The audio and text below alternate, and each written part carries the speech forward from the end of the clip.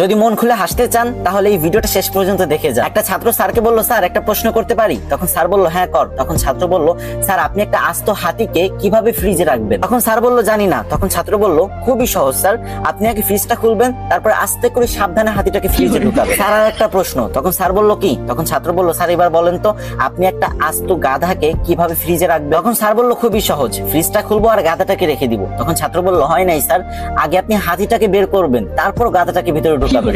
তখন স্যার বলল, আচ্ছা। তখন ছাত্র বলল, স্যার আর একটা প্রশ্ন, বনের সমস্ত পশু পাখি সিংহ মামার জন্মদিনের অনুষ্ঠানে অংশগ্রহণ করতে পারবে, কিন্তু একজন ছাড়া, সেটা? তখন স্যার একটু ভেবেচিন্তে বলল, মনে হয় বাঘ, কারণ সিংহ আর বাঘ একজন একজনকে দেখতে পারে না। তখন ছাত্র বলল, হয় নাই স্যার, গাধা, কারণ সে তো এখনো ফ্রিজের ভিতরে। তখন স্যার রেগে গিয়ে বলল, আমার সাথে মজা করিস তাই না? তখন ছাত্র বলল, না স্যার মজা করি না তো, আর একটা শেষ প্রশ্ন প্লিজ স্যার। তখন স্যার বলল, ওকে। তখন ছাত্র স্যারকে আবারও প্রশ্ন করলো, স্যার আপনাকে অসংখ্য একটা কুমির ভর্তি নদী পার হতে হবে, কিন্তু কিভাবে?